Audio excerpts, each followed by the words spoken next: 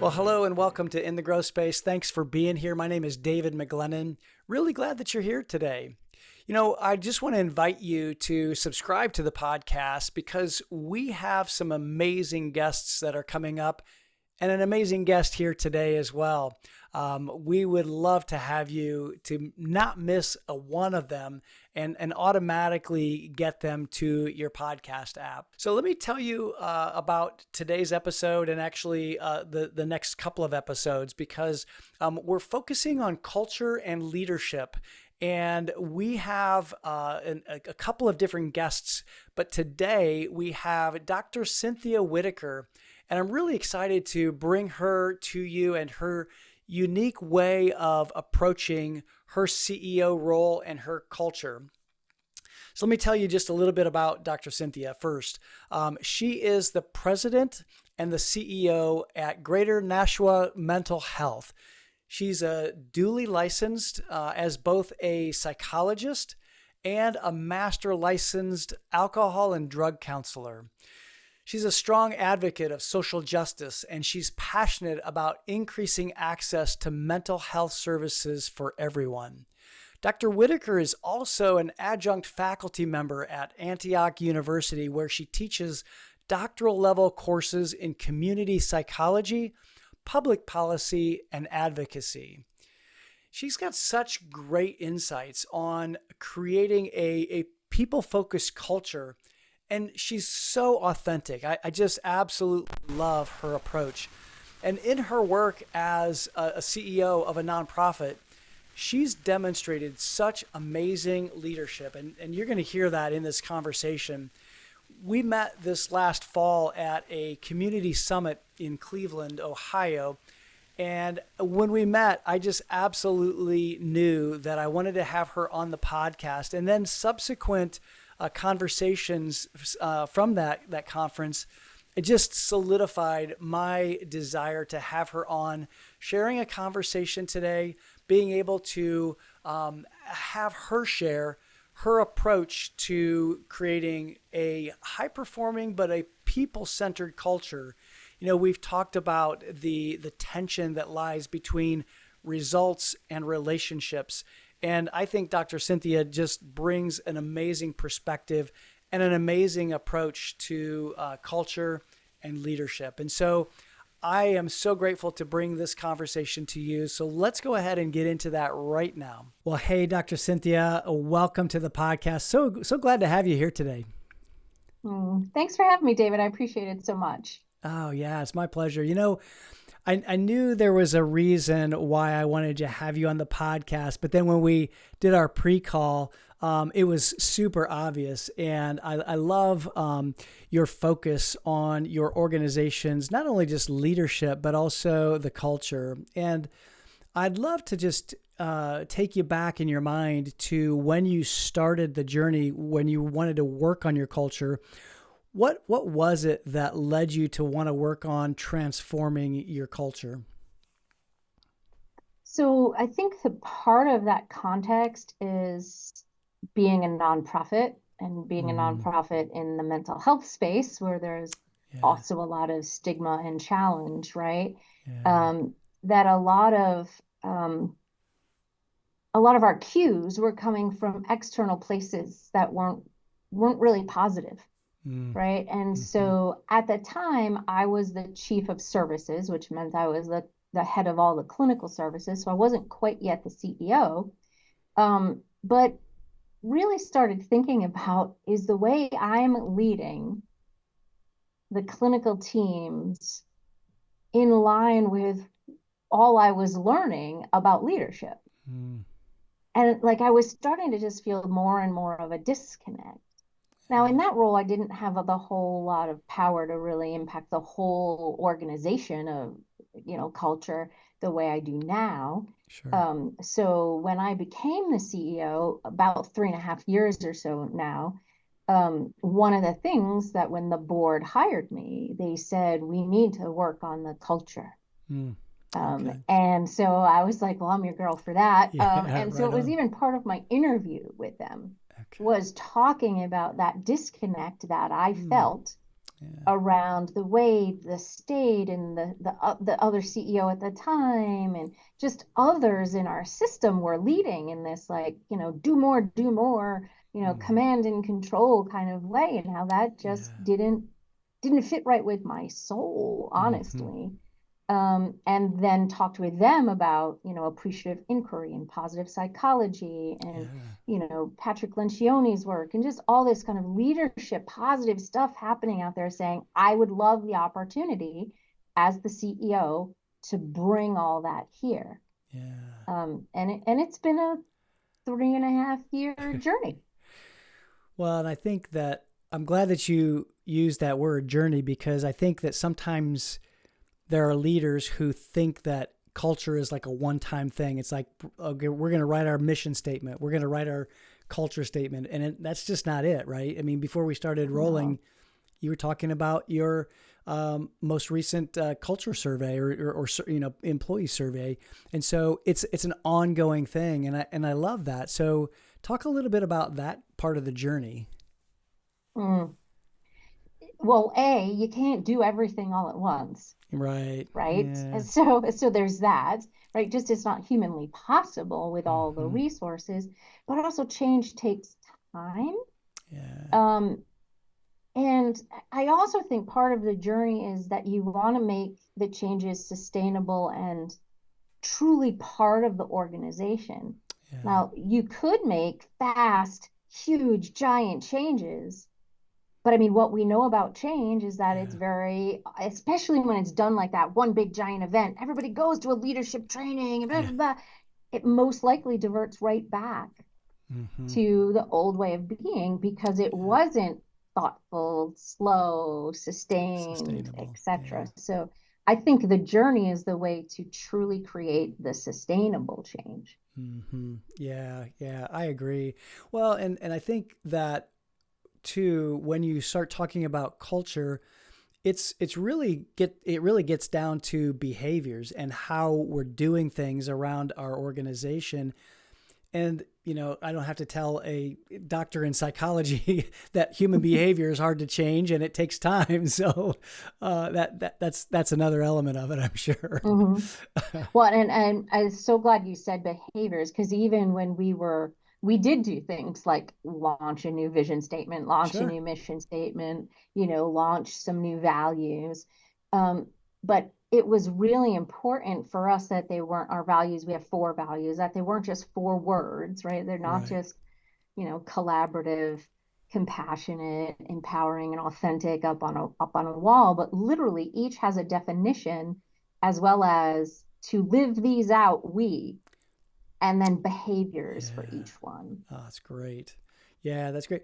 So I I I I know that you used a kind of a different process to come up with those and even your behaviors. And I'd love for you to talk a little bit about that process, because it's really a non-traditional approach. Mm-hmm. Yes, and my board reminded me it was a non-traditional approach the entire time we did it. I'm sure. And in fact, still today, even though they're like, oh, and it worked. And it works. Yeah. Yeah. But we did do what's called the 5I process through appreciative inquiry, that lens, right, where you're taking an organization from kind of initiating what do we need to do to kind of imagining who we could be to, all the way to implementing new ideas that came up. Mm-hmm.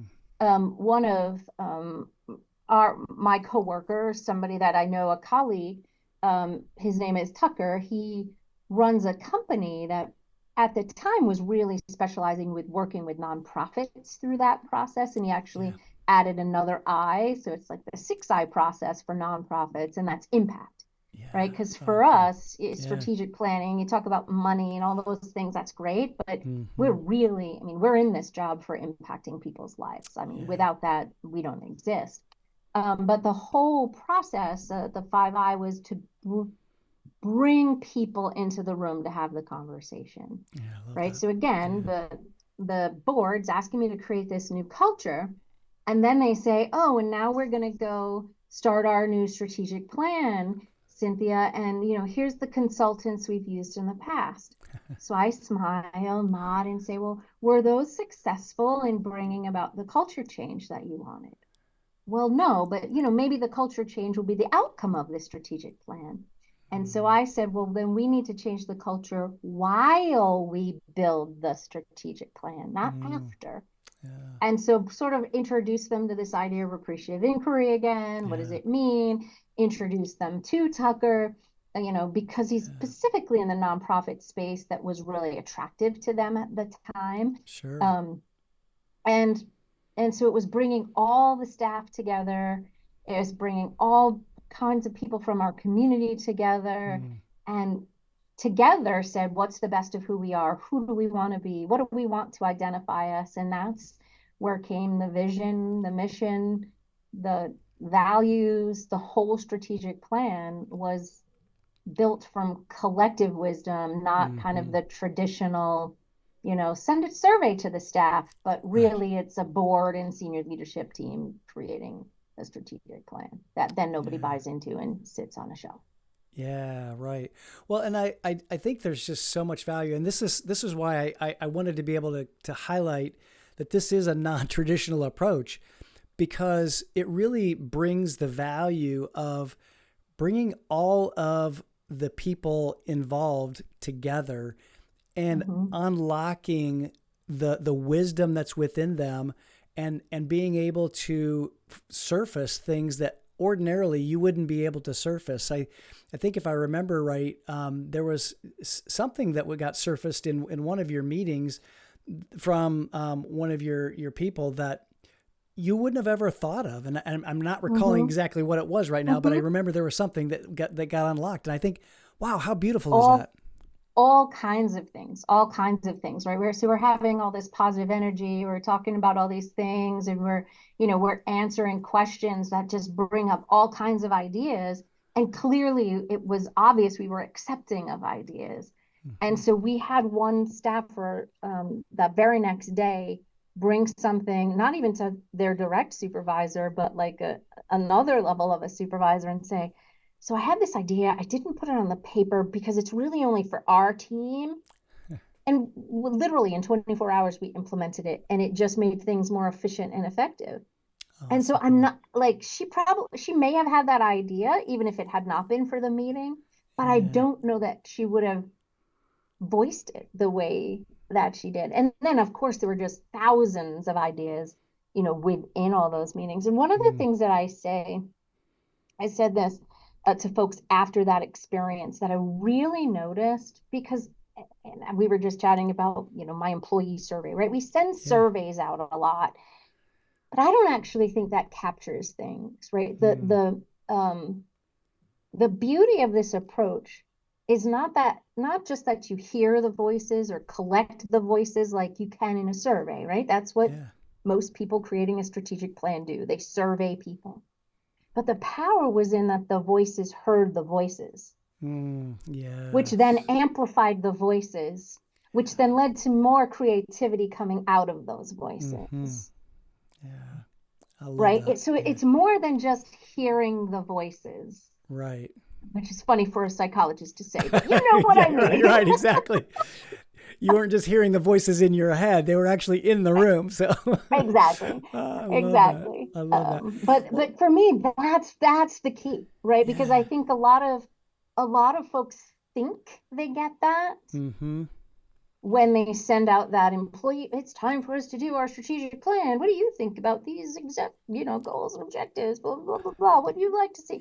But it's so different, this process, because it amplifies the creativity of those folks.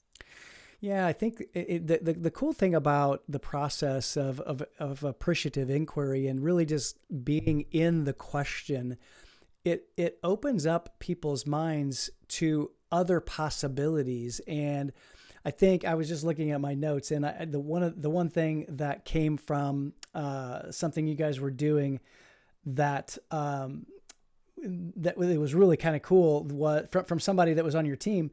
There were bilingual job descriptions that came out. Oh yeah. And I thought, how cool is that? Because there's not many organizations who think that and this was a person who said, hey, I think we might get more applications if we put our job descriptions and our job postings in, in other languages, in the bilingual. And I thought that is so cool to be able to, that I think that's a case in point of just staying in the question. Exactly. And that came out of what we now have. So from our strategic direction, so we don't call it a plan, we call it a direction. So that there's that language that we have too, right? Because I'm a firm believer in language needs to match, right? So we identified in our strategic direction 4 pillars of who we are, what we do, our mission. And then we created a work group for each of those pillars. Okay. Now, the first year of those work groups, a senior leadership team member was the champion and, was leading them. And I was like, all right, we're getting some good ideas, including that fantastic idea for the bilingual job descriptions. But in the second year of our strategic direction, we were actually like, no, our personalities need to be in the background. And so we asked staff to take on the role of champion or facilitator of each pillar group. And then they have a senior leadership team member as their mentor. But we don't go to the meetings, except, occasionally we pop in if asked. And then all of the pillars come together at a quarterly-ish for a summit where they get to talk about what they're doing alone, collectively, show off to the senior leadership team, tell us where they're headed, their new ideas, things they're thinking about. Nice.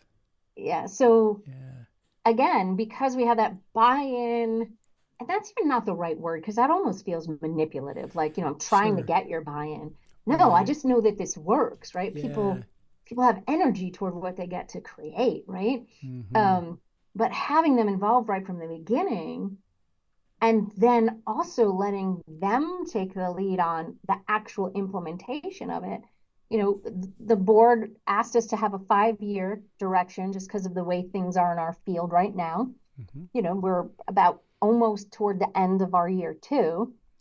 And, we've started more than 3/4 of all the objectives. Wow. We're starting to see impact from some of those things, like an increased diversity of our workforce. Nice.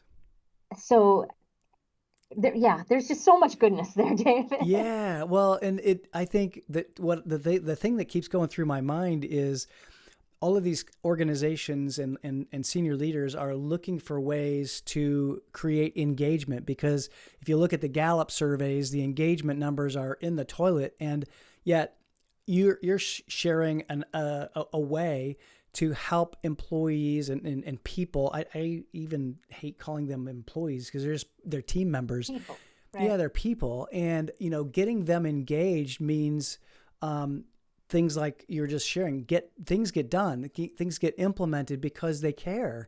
And I think that's really an important aspect of what you're doing, and how you're creating a culture of not just performance, but that last I is that impact, and you're making an impact. And I don't care if you're profit or nonprofit. I think that many companies, most people want to be making an impact. That's why they're around, right? Right. Yeah, for sure. And the other thing that stands out, like we were talking about the journey, right? Like it's not perfect. And even when I meet new employees and I go over our 4 values and I talk about them now, much more than I was doing initially when we first created them. But I say we're all humans and we're not perfect, but this is what we want. This is what we all want. And I think it's trying to also allow us to be a learning organization in the middle of it. And there are people who are like, oh, you don't get it, you don't, or this lousy manager that, and you let them stay here, and it's like, yes, and right, like you have to kind of go through the storms to be on the journey, right? I'm not going to assume, just because today you're not doing a good job, you can't learn, right? You've never been given the tools perhaps, right? Because we were functioning in this, more traditional, do this job, do that thing, and da da da da da. Yeah. And it also doesn't mean we don't have a lot of demand on our staff. I mean, we're carrying caseloads, we're Yeah, treating I'm some sure. pretty, severe individuals with severe disorders and symptoms, not Mm-hmm. individuals, they're beautiful people. Yeah. But, that can be a lot of work for staff, Right. right? And that Yeah. demand doesn't go away Yeah.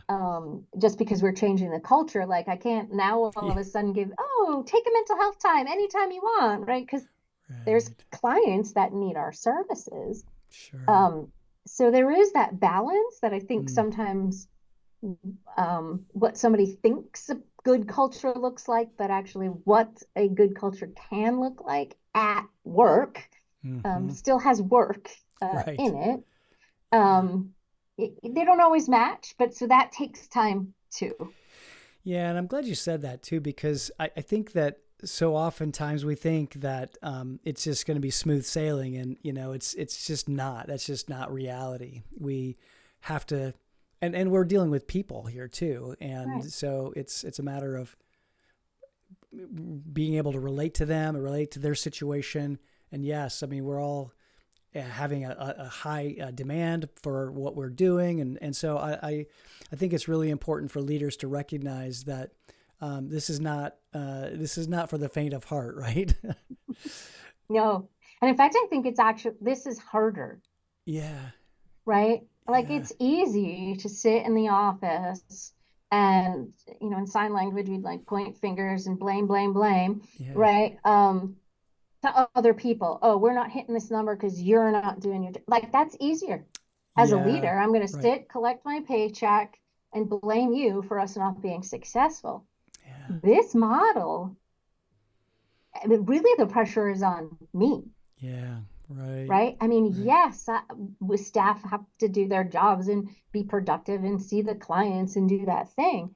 But because it's collective, Mm, there's no blame. yeah, right. There's no blame.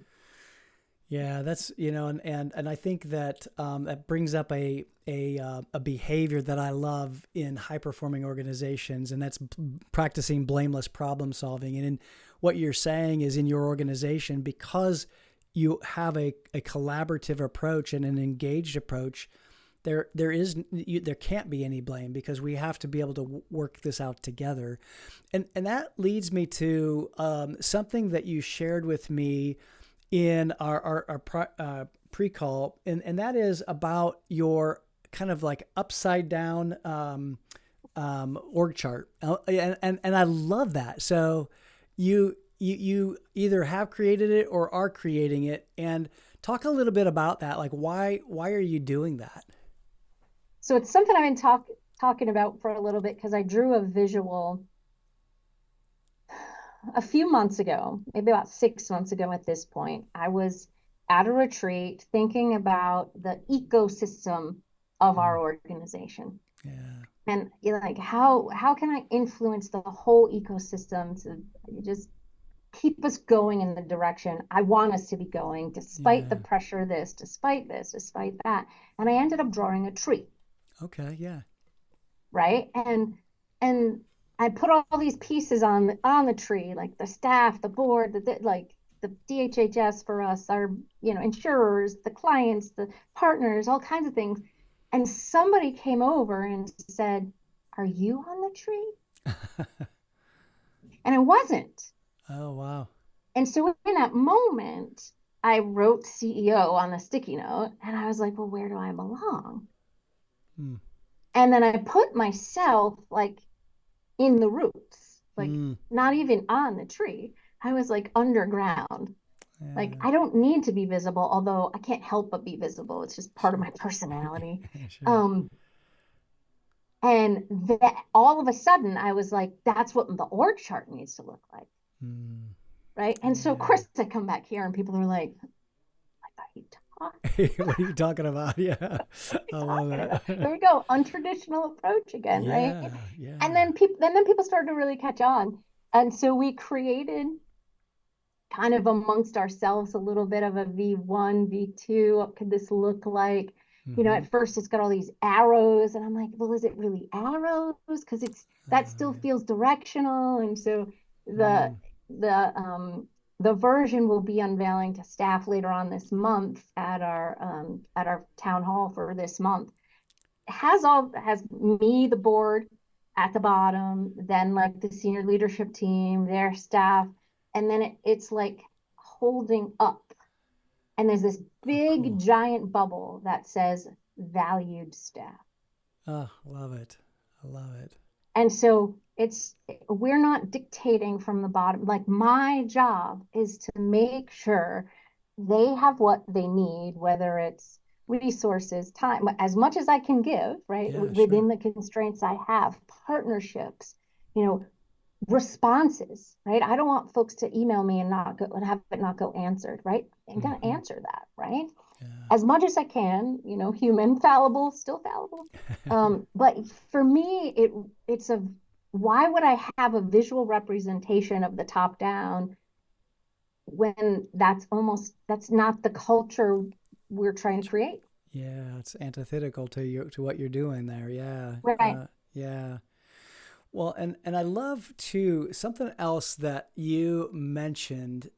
Speaking of, you know, kind of tying in with that upside down org chart, you talked about developmental reviews as opposed to performance reviews, and I just so loved that languaging. And like you said earlier, you know, language does matter, or words matter, and so talk a little bit about why do you call your reviews for your people That's developmental the reviews? next step where we're Okay. headed. Okay. So I'm getting ahead. We're not quite there yet, right? Okay. Okay. This is a part of the journey, though. But Yeah. that's one of the conversations we're having right now, is what does it look like? So Yeah. we're you know, we've got the values and things in the performance review now, but I just like, same thing, right? It's Yeah. like, well, this doesn't quite feel right. Like, and it also feels, no matter how you say the word performance, Yeah.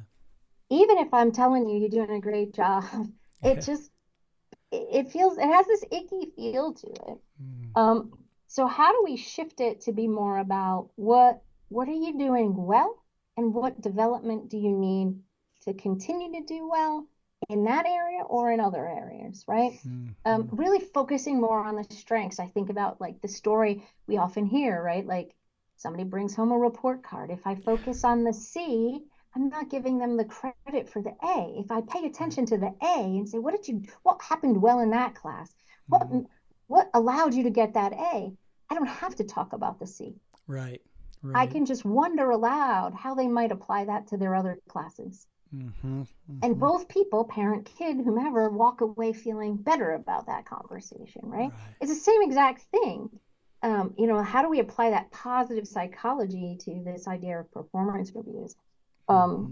So it's our iteration for FY25, Nice. Nice. that we're working on. So that's not quite in a V1, kind of like my That's upside down org chart, but yeah. it's coming. It's coming. To It's be determined. Yes. Okay. Oh, that's great. Well, I loved the approach, and I really loved the languaging, because I found that so many leaders have difficulty with, you know, when we talk about performance, there's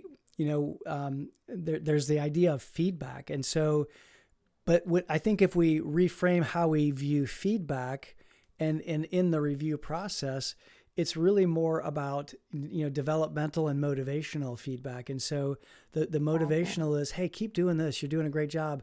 You know, developmental is, hey, here are some things that could maybe even make this even easier to continue to do those things well. And I think the developmental and motivational feedback idea built into how you're approaching your reviews, I think is just, you know, just really great. And I love the we're gonna approach. try. We're gonna see, see what it comes. There's definitely value to, the numbers and the KPIs, right, Sure. and all that stuff. But to write it down in the performance review, like, what it is, I know what it is, like, it's there. And so, yeah, it's there, but it shouldn't be the focus of the review. Yeah. Yeah. Right. Right. But like I think about the way things like, okay, how did they do on number one KPI? How did they do on number two KPI? And it's like Yeah. the KPIs are there, right? Let me just Yeah. write a paragraph that says overall, here's the success I see. Here's the, here's the superpowers within you, Mm-hmm. and then I wonder how we might apply those to here. Mm. What do you think we Yeah. should put in this development plan, right? Like Yeah. I that love that. to me, That's empowering, right? right. Mm. But Yeah. it's hard because so many organizations, it's this thing managers have to do. It's this Yeah. checkbox thing, and we don't even take the time to have the conversations with the staff because they're busy, we're busy. Sure. Um, but it's worth it, and we've got to figure out how to do it and how to do it better. So Yeah. yeah, we're talking to our managers in the next couple of weeks about what it's going to look like for 25 and ask them to help us create it and Yeah. Sure. that kind of thing. So I love that. I'll have to come Well, back and tell you how it yeah. Tell works tell us how. sometime Yeah. next year. Next year we'll have you back. You can say, just let us know how everything turned out. But I love. So you mentioned kind of in passing your town hall, and Hmm. so I would love to have you talk a little bit about how do you run that? Like, what's your agenda and what's your process for running your town hall? Because when I heard how you were doing it, I really just loved it. Hmm. Yeah, it depends on what's going on. Sure. A, B, one of the things that we observed in our town halls is when I say the word breakout room, about 20 people jump off. Sure. So I try not to say that word. But but Yeah. but what we do try to do is start with something that's positive, that's anchoring us in our either our values or our mission. You Mm, know, what is it you love, see about our value of compassion? Where does it show up? What do you mm, want to celebrate? Always starting with something like that. yeah. And then there's, content, because there's got to be content, because otherwise, why are people coming, right? Sure. Yeah. Um, but then also giving some other opportunities for feedback, whether it's using, the chat function, or, whether it's using the chat function and then asking 3, 4, people to chime in. Mm-hmm. Um, but there's always questions around it. And the final question is never, are there any questions? Right. Yeah. Like, who's gonna, like, Yeah. sometimes people will raise their hand, but then often it's like off topic or something. Right. The final Right. question is usually, what are you most excited about that you heard? what Mm-hmm. what do you need to learn more about or hear more about? What are you still unclear on? Mm-hmm. Right, like Yeah. those kinds of questions that we allow people to answer live. We allow them often to answer within a survey, so it can even be anonymous if they want it to be, Mm-hmm. because then that lets us know what they took away, what was Yeah. important, and what people need in other, maybe in a different form of follow-up communication. Yeah. Um, Yeah. and we had one town hall, we called it a pop-up town hall because it wasn't quite in our cadence recently, where I needed to share, because I felt like I needed to share, and again, our value of being authentic, just the impact the post pandemic has had on us as a community mental health center, specifically on our finances. Mm-hmm. And I know, having sat in some of those meetings across my, 17 years tenure here, Mm. sometimes those look like, and you staff must do more. Yeah. And so within it, I really tried to make it clear I am asking staff to do nothing but continue to work with our clients. Mm. Um, That's wonderful. and right, we kind of bear the burden. Now, it doesn't mean that if they have ideas, I don't want to hear them, because of course I want Sure. to hear them. Yeah. But Sure. I'm not requiring, demanding anything like that. And I think that even that, Mm-hmm. because there wasn't quite as much opportunity for engagement in that one as typical, because it was shorter and briefer and really specific. Yeah. But even that, like, I'm not asking you to do more, is an Mm. important message. Yeah. It is. Yeah.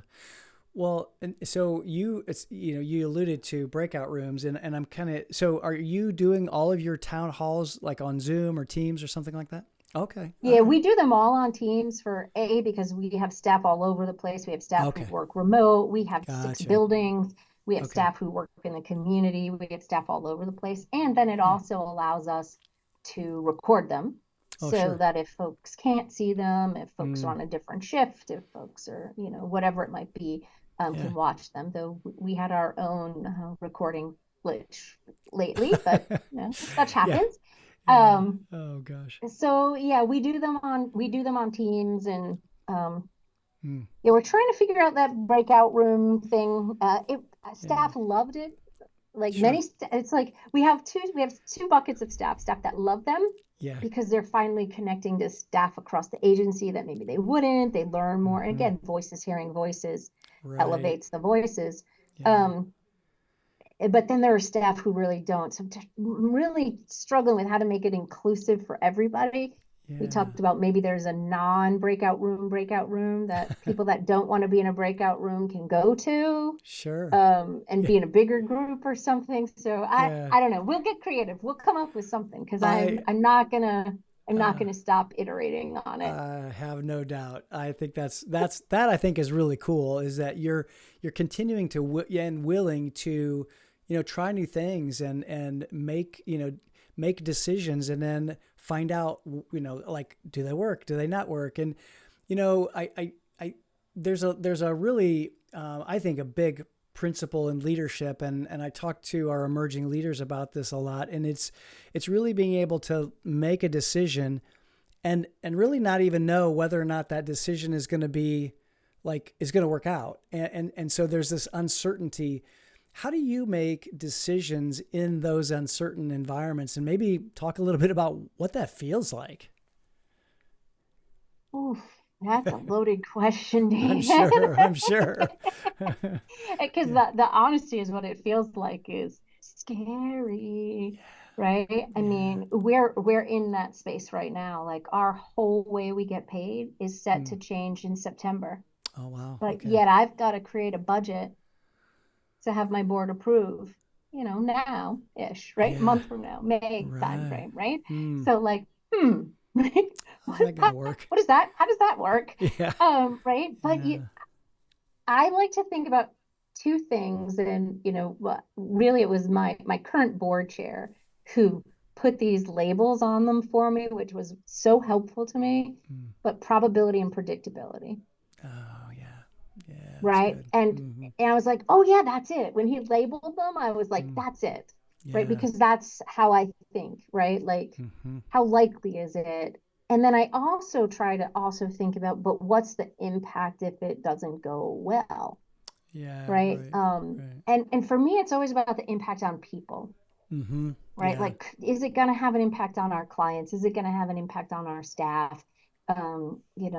Like that's the most important Mm-hmm. for me. So like that's part of the equation. Yeah. It's just balancing that. And I, as a psychologist, part of my training was focused on systems thinking, and Okay. like the Yeah. ecological systems model was a big part of my training that I really resonated with. Mm. So I have this ability to really think about, okay, what's the impact here, like in the Yeah. the bigger and bigger circles. Mm-hmm. And so that's often what's running through my mind, Mm-hmm. at those Cool. times of uncertainty. Like, who's it going Yeah. to impact? What's it going to look like? And let's just go for it. At Yeah. some point, you just got to go for it and be willing to Right. say, nope, that didn't work. Course correct. Right? It was a learning and growing. We're constantly learning and growing. I love that. I love that. Well, and I know that we've talked about questions throughout our conversation today, and I know that that's so powerful in that growth process. So, how did you learn to ask better questions? Yeah, I get this a lot from emerging leaders, and I know that every leader who is really, really great at what they do learns how to ask great questions and then also sits in them and learns to think about that question. How did you get good at that? And how did you, learn to do that? Some is being trained as a therapist, right? I mean, Sure. therapists tend to Yeah. ask questions and Right. sit with them and then wonder, how might we go a little deeper? So I think some was that for Yeah. sure. Um, and and what's funny is when I started to really lead bigger and bigger parts of the organization, I actually lost touch with some of those like therapy skills, right? Because Oh oh, yeah. you read this leadership book, or you have this Yeah. person telling you, well, to get your MBA, blah, blah, blah, blah. And so I have to learn different skills. Mm. And so actually, when I had that moment of no, no, no, like leading an organization of humans Yeah. is much like leading a human, Yeah. right? Yeah. Yeah. And so asking questions, reflecting, Mm. deep listening, right? All of those things that I was trained to do as a therapist Mm-hmm. are invaluable. And so it was just taking those skills and then up leveling them, right? Like Mm-hmm. it's deepening my understanding of appreciative inquiry. Like in a Yeah. psych program, you sort of get the broad brushstroke and it's Yeah. listed in there with like research methodology, but it's so much more than that, Right. right? So deepening my understanding of appreciative inquiry, positive psychology, motivational interviewing, which is a Mm. therapeutic technique, Mm. also gets at that motivation side of Yeah. that equation we were talking about before. And Yeah. it's kind of like I'm just a mishmash of all of that, and then it Yeah. comes out in lots of questions. Yeah, I love that. I love that. I even love you. One of the things you did there is when you talked about curiosity, you even made that noise about, and that to me is kind of like the universal sign of, wow, I wonder. And it's that Mm, wonderment, I think, that helps us to ask better questions and yeah, just being curious and getting back to, I say getting back to curiosity because I think that as adults we've had it like trained out of us almost at a lot of points. And so I yeah, think that being able to get curious is really valuable for all of our leaders. I have a lot of emerging leaders that I work with, and I know that they listen to the podcast, and so I always like to kind of ask mm. questions about that will help them to be able to grow in their leadership journey. And I think that that's one way that they can do that. For me, part of curiosity is the humility, Mm, because yeah. I think humility was also bred out of us, right? Like we Yep. have to perform as adults. We have to, get the A on that performance Yeah. evaluation. We have to do the thing just right. And so we're almost trained wrongly to think Mm, we have to be, or we should be, or we are the subject matter expert on everything, yeah. right? But part of curiosity is humility and remembering we aren't We are. the Yeah. subject matter expert on everything, right? That Right. other people's lived experience and learned experience Mm, is equally important, can contribute yeah. to the collective as my own, Mm-hmm. right? And if you don't have that humility, it's hard to have the curiosity. Yeah, yeah, I love that, and I love that you talked about humility because I think their leaders have this. There's this myth in leadership that you have to know all the answers and you have to be right all the time, and gosh, that's just the farthest thing from the truth. You aren't going to be right all the time, and you can't know everything, especially in the day and Yeah. age that we live in. So. Yeah. It's Um, impossible. yeah, it's definitely Yeah. impossible. Yeah, for sure. Oh, Dr. Cynthia, this has been such an amazing conversation. I really appreciate just getting your insights and not only on leadership and culture, but honestly, just about questions and life. I love it. What's something that we haven't talked about that maybe you'd like to bring forward just for our listeners today that maybe would be something that either you've learned recently, whether it relates to culture, whether it relates to leadership. I'll just kind of leave it wide open. Mm. You know what? But what bubbles up when you say that. It's like a little journey that I'm on around, how do I say this? I used to get really frustrated with my coworkers. Like I'm talking like early on working in a mental health hospital, right? When they weren't like, how can you not understand that? Why can't you perform, right? Like, while I would be so compassionate with clients I was working with, Oh, and so I've really had to work on like why is that, right? And why was I holding certain people to certain standards and other people different like I really had to work on that. And what I've learned is a framework that helps me yeah. in that is like the idea of what people are calling trauma informed work, or Okay. understanding trauma shows up in the workplace, Okay.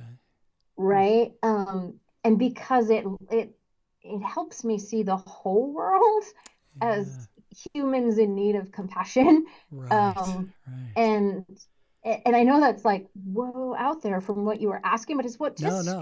it's what comes up for me, Yeah. because I think we forget that the people who show up at work are more than the people who show up at work. Yeah. Yeah.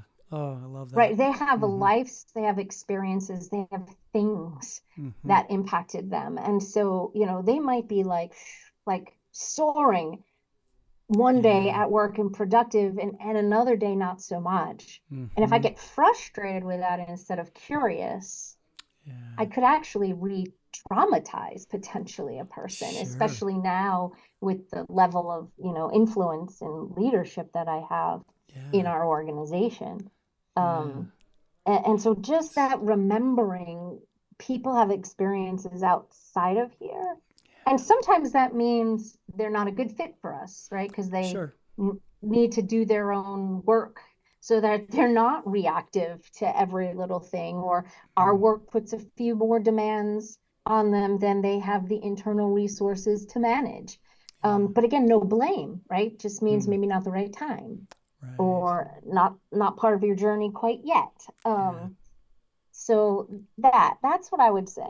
Yeah. No, I love that. I love that because it really, to me, it's a call to all of us to recognize that it's not just about our work. It's about our lives. And so remembering that helps us to remember that, especially I go back to Dan Miller's concept of results and relationships, and that tension between the two of them. And I think that really is what you're talking about. It's a dance. It's a Yeah. yeah, going back and forth between, hey, we need results, but we also want to maintain our relationship, and how do we keep that in balance, and recognizing that people are people, wholly, and not just a cog in our machine, so to speak. So Hmm. Well, and I mean that is actually that's the exact balance, right? Because I neither extreme is healthy for an organization, right, right, right? I mean there are certainly many inline staff who'd love to see us just on relationship, but then that will frustrate other inline staff who are like, why do you not oh have to yeah, perform while I have to perform? Like that doesn't feel quite right. yeah, And sure, so it is that balance, but neither extreme. yeah, And so it is a healthy both and. mm-hmm, Um, but what you can't do is neglect the relationship for the results. yeah, right, But you also right. can't neglect the results for the relationship. Right. Yeah. Yeah. That it is. It's just such a tension. I love that. Yeah. Dr. Cynthia, thank you so much for bringing so much value today. I just love, your insights, and I love what you're doing at your organization, and how you're valuing people, and how you're creating a culture that does that as well. And I really do appreciate you sharing everything that you've learned, and the journey that you're on. So thank you. Thank you so much. Yeah, thanks, David. I appreciate it so much. And, may that be what people experience, right? Because it's a Yes. journey. So we haven't arrived, Yep. but we're just going to keep at it and keep at it. But yeah, thank you for letting me share my story. I appreciate it so much. Right on. It's my pleasure.